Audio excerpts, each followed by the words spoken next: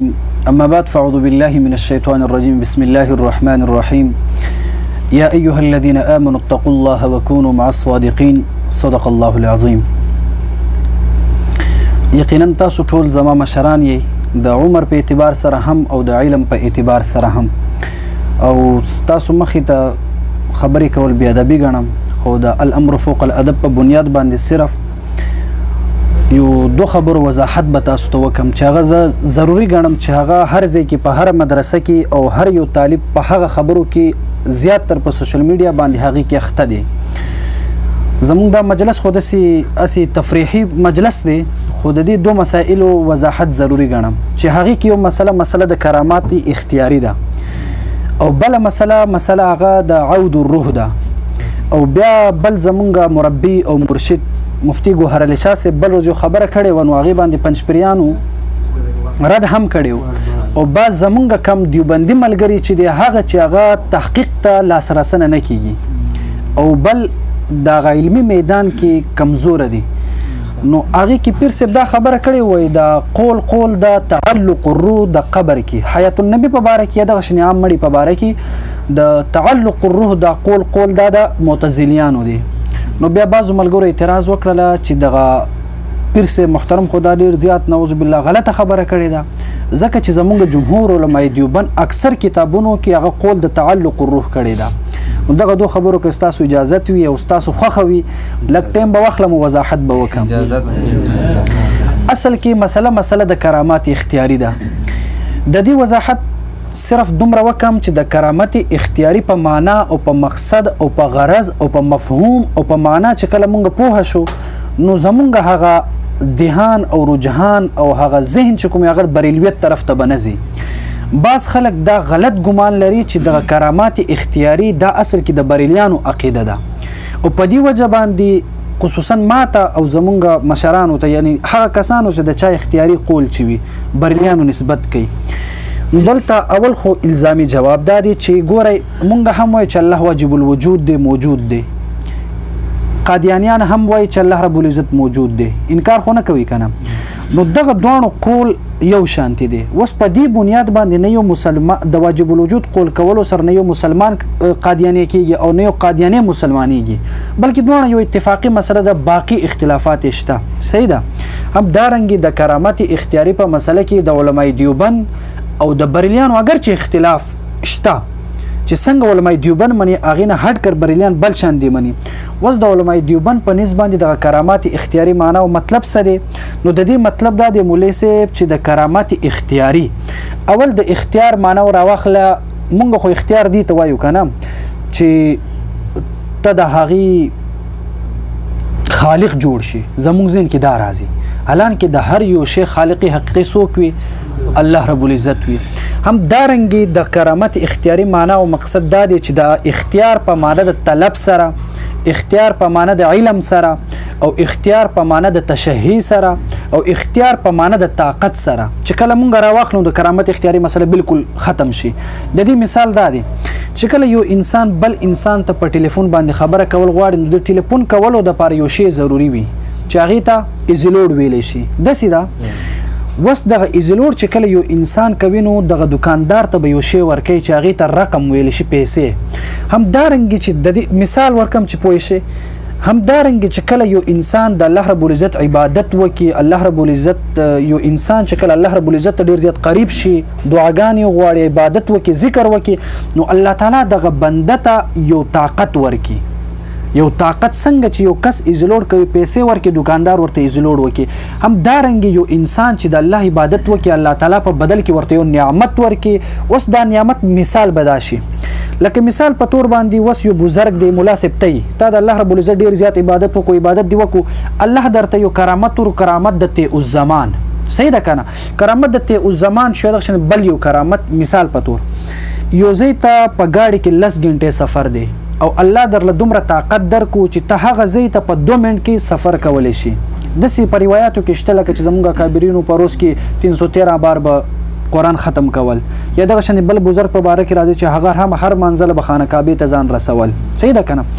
نن روز داسې چل وشو چې الله رب العزت درته یو طاقت ورکو یو قوت ورکو یو ملکه درله درکړله چې هغه کرامت دا و چې تا به د 10 غنټو سفر به تا کوله په 2 منټو کې صحیح ده دا کرامت درته نن میلاو شو خو نن ستا سفر ته ضرورت نشته الله درله دغه ملکه درکړې ده یو روز تیر شو دویمه روز تیر شو دریمه روز داسې راغله چې ته یو ځای نه سفر کوي یو لرې ځای ته اوس راته دا ووایه چې دغه 10 غنټو سفر په 2 منټو کې طی کول دا اوس ستا اختیار کې دی او که نه دی ځکه چې پرون الله درته یو ملکه درکړو دا ستا اختیار کې دی او که نه دی دی که نه لکه پرون الله پاک درله دا ملکه درکړله چې ته یو 10 غنټو سفر په 2 منټ کې کولی شي اوس ستا خوښه ده که نه چې کله ته وغواړې دغه سفر کولی شي که نه چې ملکه درله لا درکړي نو د کرامت اختیاري معنا دا ده یعنی الله پاک درته یو ملکه درکړي دغه ملکه در سره موجود وي خو چې کله ته وغواړې دغه ملکه استعمالولی شي لکه علم دا خو هم یو ملکه ده که نه یو طاقت دی که نه خو دا ستا اختیار کې دی اوس که چېرته یو انسان ووایي چې د کرامت د ولي په اختیار کې نه وي بیا دا د جبریو عقیده راځي وایي څنګه اوس ګورئ جبریه څه وایي چې انسان مجبوري محض دی یعنی د انسان په افعالو په اعمالو کې د انسان دخل نه وي داسې ده که نه اوس چې کله مونږ کرامات دا بالکل داسې وګڼو چې دې کې بالکل د بنده لره هېڅ دخل نه وي نو دا بیا څه شو مجبوري محض را وګرځېدلو امید لرم چې په دې به تاسو پوهې شوي صحیح ده که نه او یا دغه شان د اوشي د کرامت اختیاري معنی دا ده دا کرامت به 2 حالتونه خالی نه وي یا به کله کله داسې وي چې یو انسان به د ځان نه خبر نه وي او دې نه یو داسې امر خارق للعادت صادر شي صحیح ده دې به د ځان نه خبر نه دي چې کله وفات شي د وفات کېدو نه پس خلکو هغه کرامت ښکاره شي یا یو انسان نه یو روز کرامت صادر شي دې ته پته نه لګي سبا ورته پته لګي یا بل روز دا کرامت غیر اختیاري دی بله اختیاري څه معنا ده اختیاري معنا دا ده چې کله کله داسې وشي چې الله تعالی ستانه یو امر خارق للعادت صادروي خو د دې نه مخکې الله ستا د زړه ته یو القا وکړي یو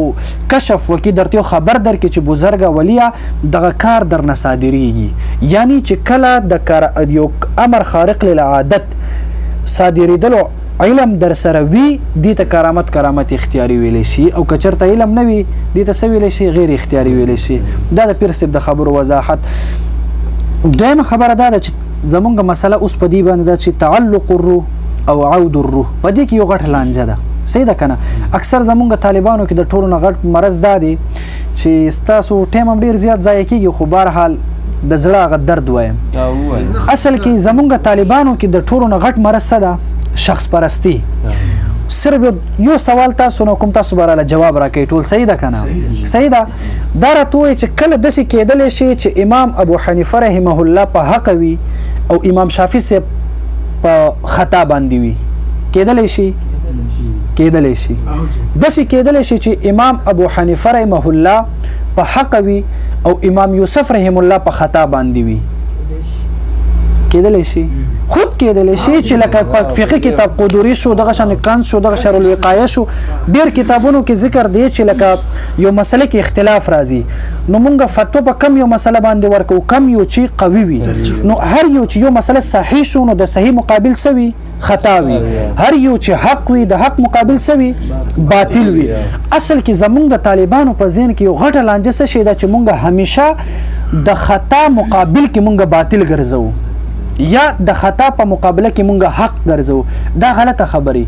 اصل کې د خطا په مقابله کې همیشه صحیح وي او د صحیح په مقابله کې خطا وي او همدارنګه د حق په مقابله کې باطل وي او د باطل په مقابله کې حق وي دا څلور الفاظ شو اوس کله کله داسې وشي چې امام ابو حنیفه رحم الله مسله یو شان دی بیان کړي امام شافعي صاحب بل شان دی بیان کړي نو مونږ به دا وایو چې امام شافعي صاحب په دې مسله کې خطا دی د خطا په مقابله د صحیح وي باطل نه دی خو خطا دی کله کله داسې وشي چې امام ابو حنیفه رحم الله خپل شاګردانو سره اختلاف وي امام محمد رحم الله سره او چې مونږ وګورو نو غالبا د فقهي کتابونو کې د ټولو نه زیات مفتابهي قول هغه د امام محمد رحمه الله دی د امام د پرستی نه شخص پرستی مونږ ډیر زیات دی نو مونږ ته یو خدا په کار دی چې کله مونږ د یو مشر بیان واورو که هغه زما استاد ولی نه که هغه زما خط تعلقدار ولی نه نو مونږ ته په کار دی چې مونږ هغې تحقیق وکړو صحیح ده که نه نو چې کله مونږ تحقیق زمونږ څومره ملګري چې دی په فیسبوک باندې نه دی غالبا په 98% خلک زما مخالف دي 2% خلک نه دي دا زما ملګرتیا کوي ما پس کنزل وکي بدرد وای یو مسله ما ته چې دا مسله تا غلط بیان کړله زلار شم ورسره په واتس اپ باندې بحث مباحثه وکم چې څنګه مې غلط بیان کړله نو ماته والله وای پلان کې مولانا مې داسې اوریدلې دي نو مونږ کې اصل کې د ټولو نه غټ غلطي څه ده چې مونږ د مولیان ذات لپاره دلیل جوړ کړی دی لیکن مولیان که هر څومره بزرگ ولی او چې څومره د الله رب العزت قریبي دوست ولی نه وي دا زما ستاسو لپاره دلیل نشي جوړېدلی داسې ده زما ستاسو لپاره دلیل څه دی قرآن حدیث اجماع قیاس چې کله مونږ طالبان خپل رجحان خپل دیهان او زمونږ چې څومره فوکس دا مونږ دغه شخص پرست نه هټ کر کتابو سره مونږ خپل شوق پیدا کو نو چرته هم زمونږ مابین کې اختلاف ناراضي وزایما زما مفتی ندیم صاحب خوښ دی اوس ته ستا مفتی ګوهر علي شاه صاحب خوښ دی مثال په تور باندې الته مفتی صاحب یو خبره وکي اگر که هغه سم هم وکي خو زما هغه مطلب او مقصد زه غلط را واخلم نو زه بیا ستا مفتی صاحب پسې بد رد وایم داسې ده که نه مونږ تحقیق نه کوو نو مونږ ته پکار څه دی چې کله مونږ خبره واورو اول تحقیق وکړو تحقیق داسې هم نه کوو چې مونږ صرف د دیوبندیانو کتابونه وګورو نه بلکې اول به مونږ دیوبندیانو کتابونه ګورو خپل دلایل به زده کوو بیا به مونږ د مخالف د پنجپریت کتابونه به ګورو چې هغې کوم اعتراضات په مونږ باندې واردېږي چې مونږ اول نه د هغې جواباتو ته تیار یو صحیح ده که نه او کله کله داسې وشي چې مونږ کتابونو نه هټ کر لګیا شو نو مونږ نه هر څه پاتې چې صرف څه شي د ټول خبرو نشوړو د مناظرې او د اختلافاتو خلاصه صرف او صرف په حسد او په بغض او د یو بل توهین او په تذلیل باندې برقرار شي داسې ده که نه ده چې کله مونږ مناظره وکړو نو په کار دا نه چې مونږ د مخالف هغه کلیپونه راواخلو چې هغه پکې خطا شوی انسان کمزور دی داسې ونه کړو چې هغې تصاویر مونږ وران کړو داسې ونه کړو چې مونږ هغې ذاتیات وچېړو بلکې دلایلو سره به همیشه خبره کوو صحیح ده که نه اوس به دلته راشو عود الروح ته اصل کې مسله د عود الروح زمونږ ذهن کې اوس دا راځي چې یو انسان د عود الروح قول کوي نو دا به د تعلق الروح رد کوي چې څوک د تعلق الروح قول کوي نو دا به عود الروح رد کوي الان کې داسې نه ده د دې مثال به داسې درکم لکه مسله د ذکر بالجهر دی ذکر بالجهر جایز هم دی ذکر بالجهر حرام هم دی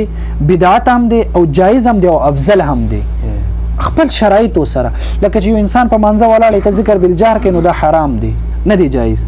هم دارنګي بل مثال مسله د سماع الموتى چې مونږ کله راواخلو نو سماع الموتى کې که خیال وکړو مونږ دا وایو چې د سماع الموتى قائلین هم درست وای او عدم سماع چې سو قول کوي هغه هم صحیح دی صحابون اختلافي را روان دي هم دارنګي یو انسان چې کله اوس مونږ څه وایو سماع الموتى کې اوس راجح قول کم یو دی د سماع الموتى مونږ دا چې دلایل په سماع الموتى کې چې د قائلینو دلایل مضبوط دي هم دارنګي مسله عود الروح او تعلق الروح کې چې کله اختلاف راشي څوک چې د تعلق الروح قول کوي دا هم صحیح دی خود څوک چې د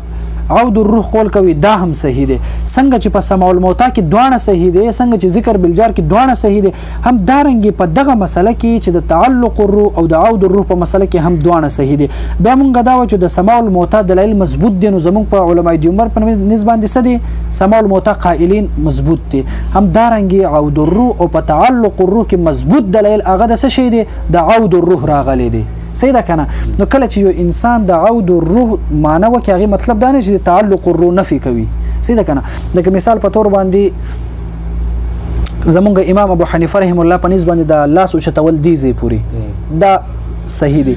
نور امامان شو غیر مقلدین شو هغه دی زی پوری چته نو بیا مونږ ورته دا خبره کوو چې چرته مونږ د غوګونو ته لاس ورسونو دی کې دا سنت امراله او دا امراله نو درې وانه رااله هم دارنګ چې کله تعلق الروح قول مونږ کوو دا عود الروح تلری شي خو چې کله عود الروح قول مونږ وکړو دا تعلق الروح قول خود به خود پکې داخل شي دا د ټولو خبرو نشوړو خلاصه دا چې کرامت اختیاري مطلب دا نه چې دغه انسان دی نعوذ بالله مونږ دغه انسان د پاره د الله صفت قول کو نه بلکې مونږ دلیل سره زموږ سره وما تشاؤون الا ان يشاء الله د الله د غوښتونه علاوه انسان هیڅ نشي کولی هم دارنګي اوس مثال په تور باندې دا موبایل زما په لاس کې دی صحیح ده کنه اوس دا دلته پروت دی صحیح ده اوس دا اوچتول شم دا اختیار زما شو کنه دی کنه الله مال طاقت را کړی دی طاقت یعنی الله ماته یو ملکه را کړل چې د دې اوچتول تو انزلرم هم دارنګي د کرامت اختیاري مطلب داو چې الله تعالی درته یو ملکه درکې د نعمت په تور باندې د نعمت په تور باندې لکه چې الله درته یو ملکه درکې بیا ستا خوښه ده چې کله درته ضرورت شي ته هغه ملکه استعمالولی شي داسې نه چې ته خالق جوړ شو ځان دې یو شی نه الله درله درکې یو احسان د عبادت په بدله کې چې کله ته خپل موبایل چارج کړي نو بیا هر ته ضرورت په وخت استعمالولی شي چې کله موبایل کې د چارج نه وي نو نه استعمالیږي اگر چې موبایل هم دارنګي زه هم انسان یم ته هم انسان دا هم انسان مونږ ګناګاران یو مونږ د الله ته ډیر زیات محبوب نه یو نو مونږ امر خارق للعادت کارونه مونږ نشي صادرولای ولی مونږ ته الله غ ملکه نه درا کړي زه هم انسان یم چې کله یو ولی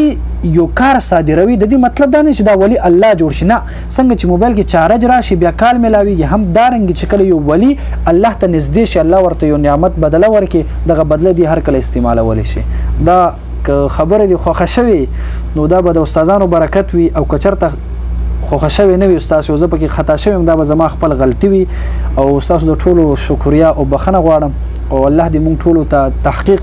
ماده مونږ ټول کې پیدا کړي او الله تعالی دې د اکابرین علماء دیوبند په نقش قدم باندې مونږ روان کړي او د شخص پرستی دغه ماده د الله زمونږ د زړونو نه وباسي وصلی الله علی النبی الامي وعلى اله وسلم